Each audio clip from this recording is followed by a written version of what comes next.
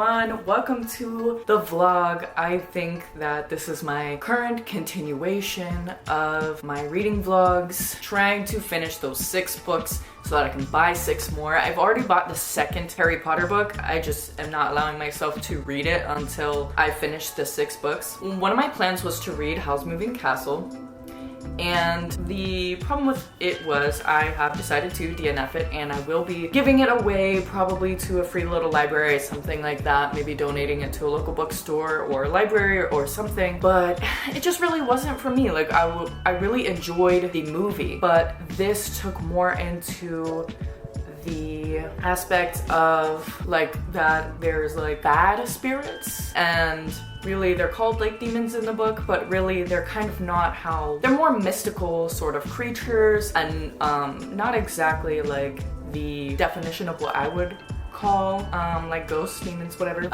but it just kind of made me uncomfortable. Maybe it's because of my spiritual like upbringing, being a Christian, and also my sister watching those kind of like movies and shows and stuff that would just terrify me, so I'm like sensitive to that kind of stuff even as an adult. But I just felt something within me that it was like, this is not for me. Now, I'm not saying that she meant it in a malicious way at all. I'm saying that I'm sensitive to this sort of topic and that I don't feel like it's good for me personally and my mental health, but I still love the movie. But like Sophie literally makes a pact with Calcifer, which doesn't happen in the movie, but she like essentially it says she makes a pact with a demon. And like, how are you supposed to explain that to kids? Like, oh hey, like don't do that. Even though it worked out for Sophie, like just don't do that, so I am going to give this away somewhere. And then I actually decided to pick up Dune, and my husband and I are actually reading it together. Look at this, like it says Fear is the Mind Killer on it. Me trying to okay, but anyway, it says Fear is the Mind Killer on it, and this is the foiled spine. This is it without the beautiful cover on it. I've only read 1 chapter so far. I'm very excited. I have no idea how long this is going to take me. I know that it is apparently a soft fantasy world, or soft sci-fi world with hard sci-fi concepts. At least that's how I would describe it. Now, Dune, I believe that the child in the book, who is our protagonist, comes kind of from royalty, and he has to go to a different planet with his family. And once I kind of read a bit and kind of see like more, I'll watch some videos on like how I can do a better synopsis, because I have not heard, like I've heard so much about Dune, but people don't tell you what it's about, and maybe it's because like the mystery is the thing that's really drawing people in. Now, a lot of people have watched the movie. I have not watched the movie because I was like, you know what, I will stand by my word of wanting to read this before I watch the movie, and the 2nd part comes out March 1st, I believe, and it is February 18th. So my goal, though I don't know if I'll exactly reach it because this is over 600 pages, my goal is to be able to read this book and then watch the first movie before March 1st. That way my husband and I can, or at least the first week of March, that way my husband and I can go in the theaters together and we can watch it together, because he has been begging me to watch the first movie because he loved it. And of course, Zendaya is in it, so gotta watch it. But no, I mean, that's not the reason I want to watch it, but I am excited that Zendaya is in it. I was so excited when I saw her. But yeah, this is also my first sci-fi novel other than Fahrenheit 451, which Fahrenheit 451 to me was very, very soft sci-fi in all of the elements. It didn't feel too terribly far away from our world with the screens and everything. And this one I know is going to feel very different, but it's like Lord of the Rings to fantasy. So if you don't know, J.R.R. Tolkien was kind of like the father of what fantasy is today. J.R.R. Tolkien and Tad Williams, which I will read Tad Williams' books hopefully this year as well. I believe it's the Dragonbone Chair trilogy. I really want to read his books because I know that he is also a major influence in the genre, and so is Frank Herbert with Dune. Lots of concepts that are in a whole bunch of different movies, whether they are sci-fi or fantasy or things similar. He had that influence on them, and it was like, oh, this man, he did it first. And if you want to watch a video about like why you should read it before you watch the movie, I recommend Two to Ramble. I do enjoy their podcast. Just be prepared for it to be a little silly, but also informative. And I really like their little dynamic between Austin and Richard, so I really enjoy their content and think that you should check it out. And I do enjoy their recommendations and everything, so definitely check them out, and they will tell you a little bit more about Dune than I can, at least for the time being. And yeah, let's get this video started. I am excited. I think that this is going to be a good vlog because I'm already trying to tell you what the book is about, and I was not doing that in my other vlogs for some reason. But yeah, anyway, I will see y'all soon.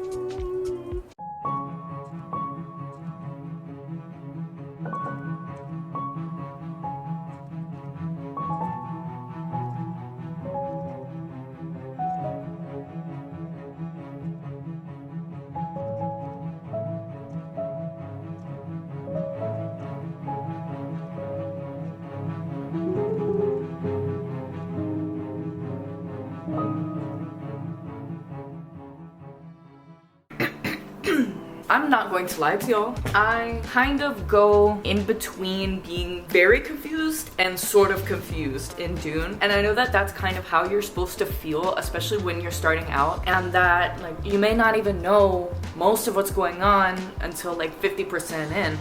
I feel like the only reason I wasn't extremely confused in the beginning is because one, me and my husband are reading this together, so he can explain some concepts to me without spoiling it. And then in the beginning, Frank Herbert's son writes an introduction. However, the introduction, in my opinion, is spoiling, and so I had read a good chunk of it and I realized, oh my gosh, wait, you're like telling me way too much. Like, I know I'm supposed to figure out this stuff as I go along, and that's kind of one of the very interesting things about sci-fi, is that it's such a good vessel to tackle like social issues, but not in a extremely straightforward way. Just kind of like you figure it out as you go and you realize the problems within their societies and everything. A little more about Dune is that it follows this boy who has a big part in it. I think that his family is kind of royal, but not like a extremely royal family, but they're on a completely different planet. And then they go to a different planet called Dune, and they're basically walking into a trap and they know it. Dune is like this desert planet, and there's this spice on the planet. It serves a very important purpose. It's very good monetarily because it is so useful. So there is this company that is taking over it, kind of like monopolizing and everything. And I think that's kind of where it all goes, and that there's more social, that there's social commentary in this that I don't know yet, but I know that it does have to do, some of it has to do with fear being the mind killer, and you know, maybe we'll learn lessons about that. You know, we'll learn about confidence and not having fear in things and being brave and being courageous. And yeah, so with this, I have been taking notes, and I do not take notes when I read very often, and I do not want to deface this book because it is a special edition and I really, really like it. It's very pretty. So in my little good notes, I have this. I bought these because they're pretty. So here we got the Dune notes, and my first part is just kind of the thoughts and how it's instantly captivating, but it's confusing, and then I write some little notes for myself with their civilizations and kind of how things work, and because their political stuff is going to get very confusing, I know. And then this is just a list of like people and cities and worlds and different words that are, you know, that Frank Herbert made up. So I have to be like, oh, what does this mean? What is this weapon? What is this person? What is their importance to the story and everything like that? I definitely recommend doing this for sci-fi and fantasy if you're a newer reader, but don't go like crazy. Just be like, oh, hey, this is Kaladin. This is the planet for Paul. Paul's the main character. And that's it. You don't have to be like writing everything down, because I'm terrible with that. When it comes to notes, I'm like, I want to write everything down all at once. I'm trying to work on not writing down the entire page, because I know that that is not good. So yeah, but I'm enjoying it so far. I am on page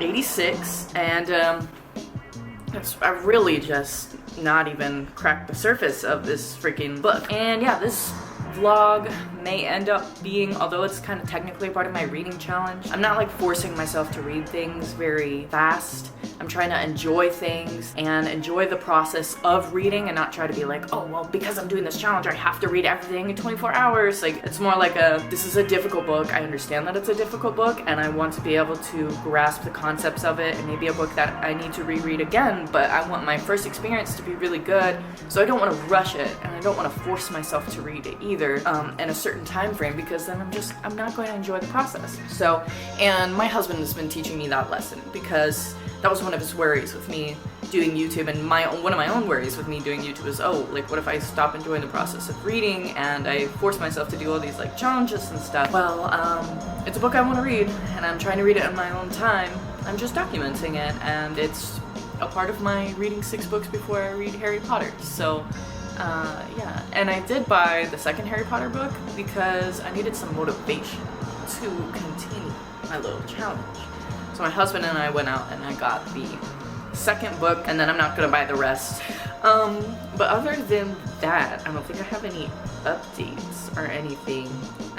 It'll probably just be a while for me to read this book, and I'm gonna try to enjoy it as much as I can and try to tell you my feelings and my thoughts as much as I can without spoiling the book. So yeah.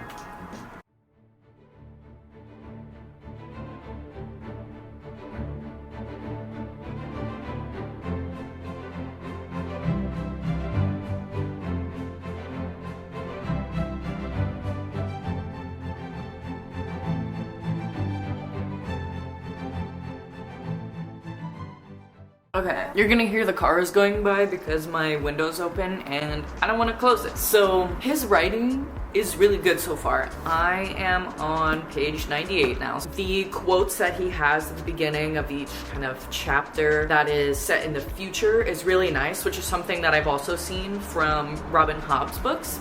And I think I just really like that because it adds in that sort of sense of tenseness and also gives you information in a way that feels not like they're just straight up telling you what happens in the future, but like a citing from a historical text or something. Like, and a lot of times it has these really nice quotes that you can take into your own life, which I think is really cool. And then he's doing a little bit of a repetitive thing here within the thought of Duke Leto, which is Paul's father, because something had just happened and Paul's father is just thinking of life on this planet, and then that thought comes up, and then he's thinking of life on the planet and things to come and things of the past and the past planet he was on, and then that thought pops up. And this kind of like repetitive sort of thing is a good way to do repetition in a book, because it's kind of taking you through Duke Leto's mind of like, I cannot get my mind off of the fact that we're in danger and the fact that we're being targeted.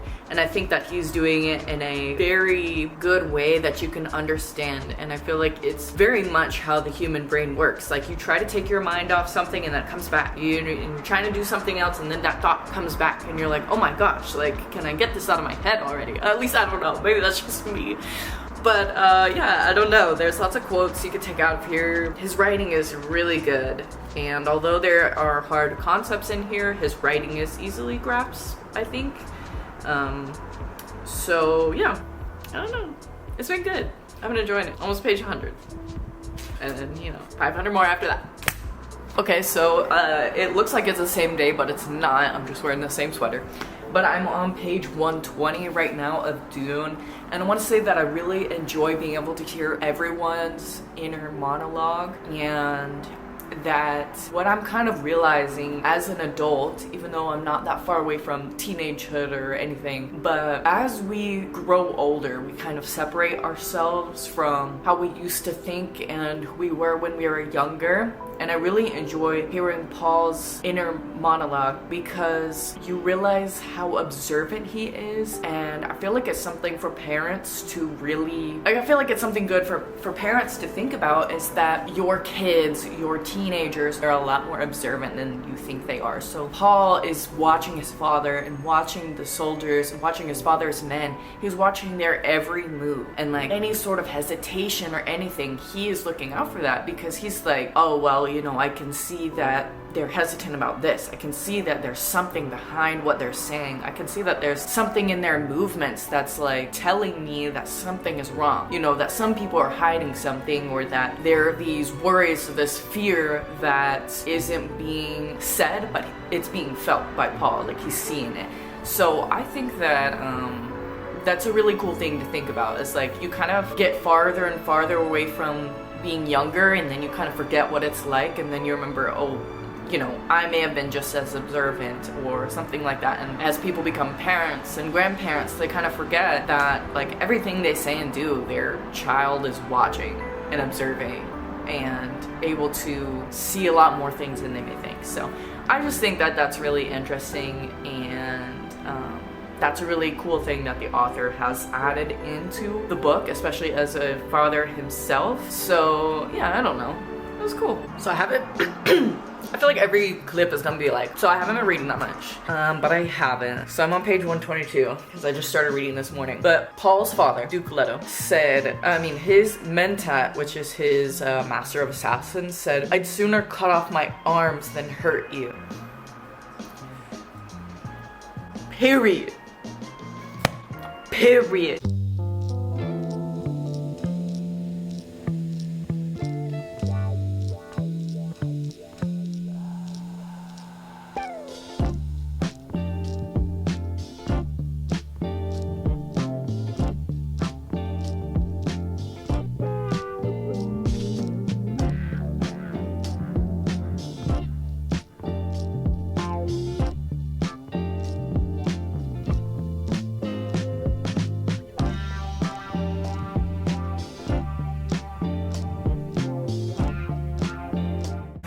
Not me putting effort into myself for once in my life. So my friend and I are here. Oh, we just pulled a muscle. I'm sorry, it's like really loud. There's a waterfall thing in the background. But I'm reading Dune, which I'm on page 200. But this video is gonna have to be split up into parts because I really don't read that fast, which is I don't think that's a problem. I think that people need to calm down and just enjoy the process of reading, and enjoy that it's going to take you a long time, and just like be along for the ride. I'm really enjoying it so far. I think it's really good. The writing is really good. It can be confusing at times, but my husband and I are buddy reading it right now, so that makes it a lot easier because his reading comprehension is better than mine. So yeah, anyways, that's all.